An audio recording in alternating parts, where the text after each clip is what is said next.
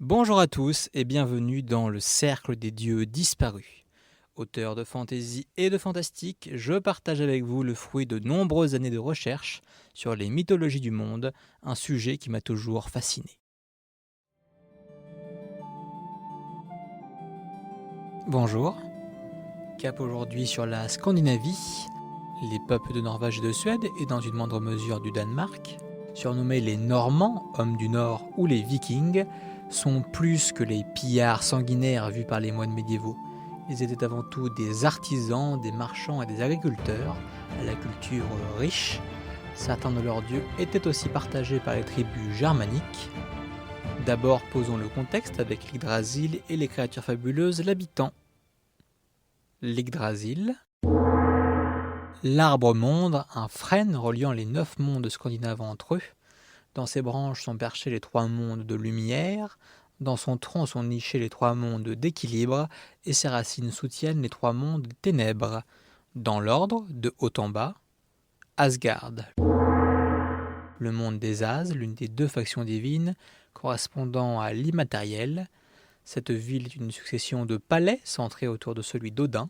En bordure, on trouve le Valhalla, le Hall des Braves, où la moitié des âmes des guerriers tombés au combat festoient toutes les nuits.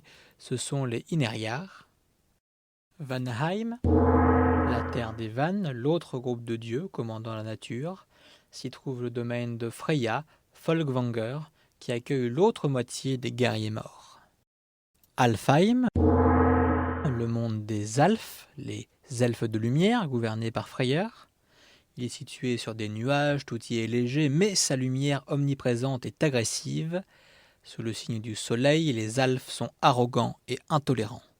Jotunheim, monde au fort relief où vivent les géants des montagnes, des forces de la nature possédant les pouvoirs d'illusion et de métamorphose, un Jotun des Jotnar, et les trolls.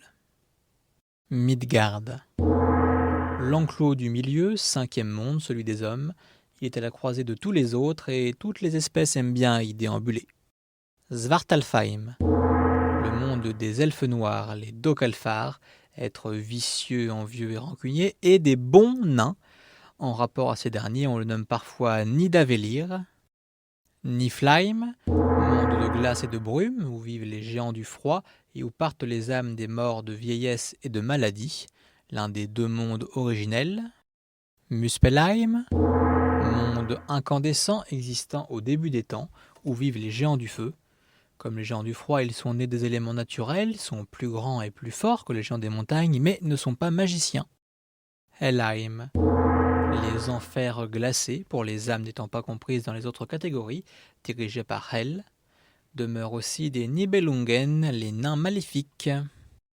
Les racines de l'Yggdrasil plongent dans 3 sources magiques, la fontaine de Mimir, au Jotunheim, le puits d'Urd et le chaudron hurlant, ou Vergelmir, qui se trouve dans le Niflheim à la rencontre de sa glace avec la lave du Muspelheim et qui donne naissance aux 12 fleuves du Helheim. Vidofnir, aigle géant vivant tout au sommet de l'arbre-monde, il passe son temps à insulter Nidogr par le biais de Ratatosk. Dans son énervement, il provoque des tempêtes qui brisent les jeunes branches d'Yggdrasil, participant malgré lui à son usure. Nidogr, dragon monstrueux vivant dans les ténèbres du Niflheim où il ronge la 3e racine d'Yggdrasil et les cadavres des parjures. Il échange des insultes avec l'aigle au sommet de l'arbre par l'intermédiaire de Ratatosk. L'un des signes annonçant le Ragnarok fut son échappée. Il survola la plaine où le combat devait avoir lieu, des cadavres pendant de ses ailes. Ratatosk, écureuil vivant dans les branches d'Yggdrasil, il ne cesse de l'escalader ou de le redescendre, porteur des messages d'insultes qu'échangent Nidogr et Vidofnir. C'est en réalité un être mal intentionné qui, lorsqu'ils ne sont pas assez insultants à son goût, déforme les propos des 2 autres pour attiser leur haine dans l'espoir de détruire l'arbre-monde. Moin, serpent peu connu rongeant une racine d'Yggdrasil, pas la même que Nidogr, moins dangereux tout de même. Dain, Valin, Duneyr et Duratror, les 4 cerfs qui courent dans les branches d'Yggdrasil et se nourrissent de ses feuilles cosmiques. Eiktrimir, Cerf fabuleux vivant dans les hauteurs d'Yggdrasil, se nourrissant des jeunes pousses du Léradeur, le chêne poussant sur le toit du Valhalla. Depuis son perchoir, il draine l'eau par ses bois, elle s'écoule et forme toutes les rivières de Midgard. Heidrun, chèvre cosmique se nourrissant des feuilles du Léradeur, de ses pieds coulent des flots d'hydromel. Sérimir, sanglier de la taille d'une baleine qui est cuisiné chaque soir dans le Valhalla, car il ressuscite tous les matins. Andrimnir, cuisinier des dieux, tous les soirs il prépare le sanglier cosmique Sérimir dans le chaudron d'Alderimir pour les âmes logeant au Valhalla. Il récupère aussi l'abondant hydromel qui coule des pays d'Heidrun. Arrivent ensuite les dieux, avec Ymir. Il s'agit en fait d'un géant originel, personnification du vide, première créature de la mythologie nordique surgie du chaos. Il se forma à partir de la vapeur produite par la rencontre de la lave du Muspelheim avec la glace du Niflheim, les deux seuls mondes existants au départ. De ce brouillard, le Ginnungagap, sortirent aussi tour à tour les autres mondes, sauf Midgard. Les premiers Jötnar sont nés de la sueur d'Ymir, puisque les géants de feu et de glace, comme déjà dit, naissaient des éléments naturels de leur propre monde. Lorsqu'un jour Odin, lassé de la violence du géant, le tua à l'aide de ses frères, il créa avec son corps Midgard ainsi que les ponts entre les 9 mondes. Nommé Tuisto par les Germains. Odumla, vache géante née en même temps et par le même moyen qu'Ymir, incarnation de la vie. Elle nourrissait le géant grâce aux 4 rivières de lait s'écoulant de ses pieds. Elle-même léchait le givre et le sel recouvrant le corps d'Ymir. Sa bave anima la glace en un être, le premier des dieux nordiques, Buri. Buri, le premier dieu, beau, grand, vigoureux, mais étant né de la glace et de la salive d'une vache, très imparfait. Il eut un fils, Bor, mais on ne sait pas vraiment avec qui, nommé Manus par les Germains. Bor, le dieu des temps anciens, fils de Buri, mari de la géante Bestla, une descendante d'Ymir, probablement sa petite-fille, père d'Odin, de Vili et de Vé. Odin, dieu as de la guerre, de la mort et de la sagesse, roi volage des dieux scandinaves, fils de Bor et de Bestla, mari de Frigg.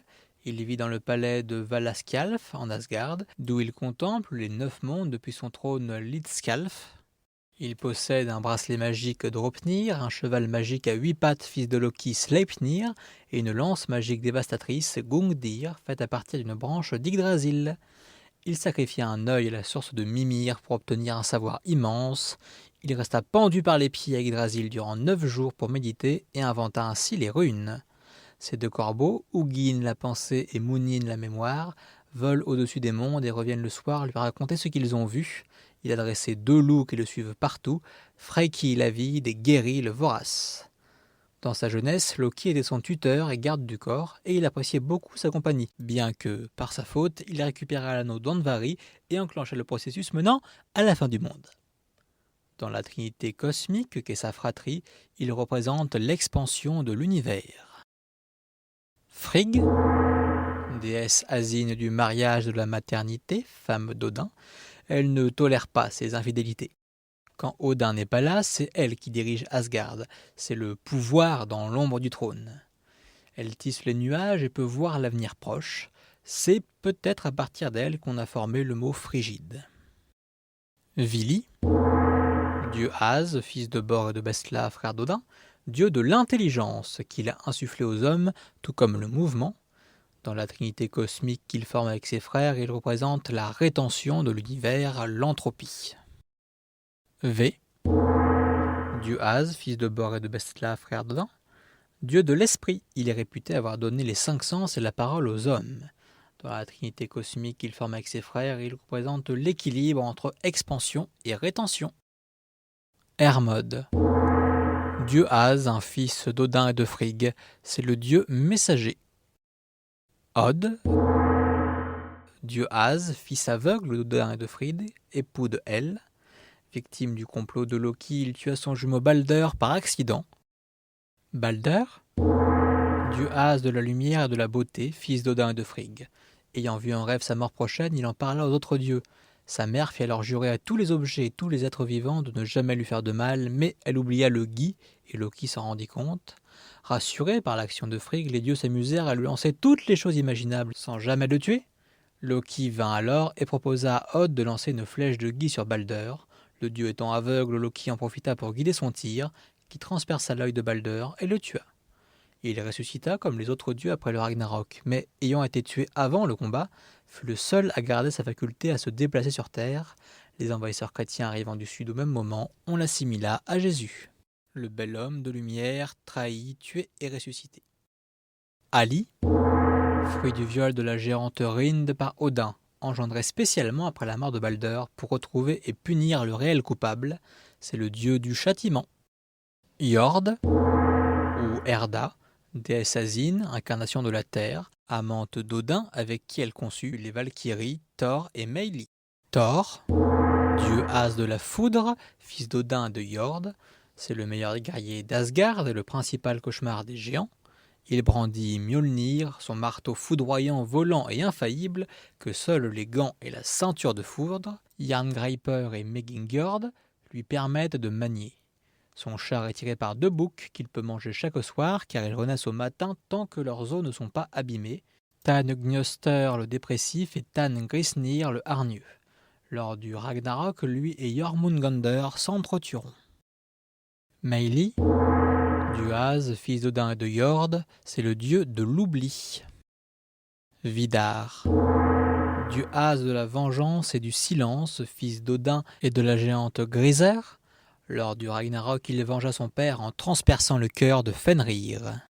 Bragi, dieu As, fils d'Odin et de Gunnlod, la géante gardienne de l'hydromel poétique, dieu de la poésie, inspirateur des Skalds, époux d'Idun.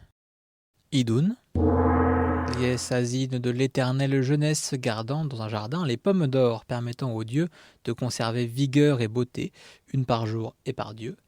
Utilisée sur un mortel, elles guérissent de tous les maux, même la stérilité. Loki, géant androgyne siégeant à Asgard. Il est aussi impulsif et irresponsable que malin et rusé. Il est autant un allié qu'un ennemi pour les dieux comme pour les mortels. Son titre est génie du feu, du désordre, de la ruse. En effet, c'est un manipulateur averti et un vrai fauteur de troubles. Toutefois, il fait plus cela pour tromper l'ennui que par méchanceté et arrive, en général, à réparer rapidement les dommages collatéraux. Il est polymorphe, ce qui lui sert particulièrement.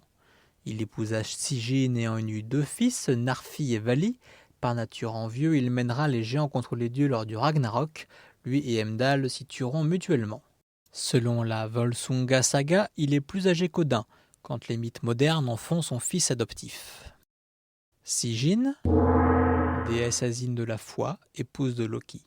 Dans la version catholique du châtiment de Loki, où il est attaché sous un flot de poison, elle est l'épouse fidèle et infatigable qui tient une coupe au-dessus de son mari pour recueillir le venin acide. Il n'en reçoit des gouttes que lorsqu'elle doit vider le récipient par terre. Narfi, fils de Loki et de Sigyn, lors du Ragnarok, il se battra pour les As mais sera mis en pièces par son frère Vali, changé en loup sauvage. Note, déesse personnifiant la nuit, fille de Narfi, donc petite-fille de Loki. Deling, dieu du crépuscule, 3e époux de Noth et père de Dagger. Dagger, dieu du jour, fils de la nuit, Noth et du crépuscule, Deling. Un cas rare mais déjà vu en Grèce avec Hémira et Nyx. Vali, fils de Loki, après la mort de Balder, il sera changé en loup sauvage pour punir son père, sans souvenir de sa vie d'avant, et bien plus tard tuera son frère Narfi avant d'être éventré. On s'arrête là avec cette charmante image. On ne peut pas vraiment dire si les Scandinaves avaient plus de dieux que les autres peuples, ou s'ils sont simplement mieux documentés. C'est souvent le dilemme des historiens. En tout cas, le principal problème avec eux, en plus de quelques liens de parenté assez tordus, ce sont les noms. Et pas uniquement leur prononciation qui nous est difficile, mais bien le fait que l'on donne un nom à toute chose, chaque lieu et chaque relique. Rendez-vous la semaine prochaine pour terminer la longue liste des entités scandinaves. Vous pouvez retrouver certains de ces dieux dans ma série Les Chroniques du Nouveau Monde. Elle retrace les aventures d'une jeune celte autour du monde, à la rencontre d'une quinzaine de cultes polythéistes. Durant mes recherches, j'ai comparé plusieurs sources quand cela était possible et j'ai dû faire des choix, donc je ne prétends pas détenir la vérité sur les dieux que je vous ai présentés. Certains points ne seront sans doute jamais tranchés avec certitude. Si cet épisode vous a plu, n'hésitez pas à mettre une note et à le partager. À la semaine prochaine!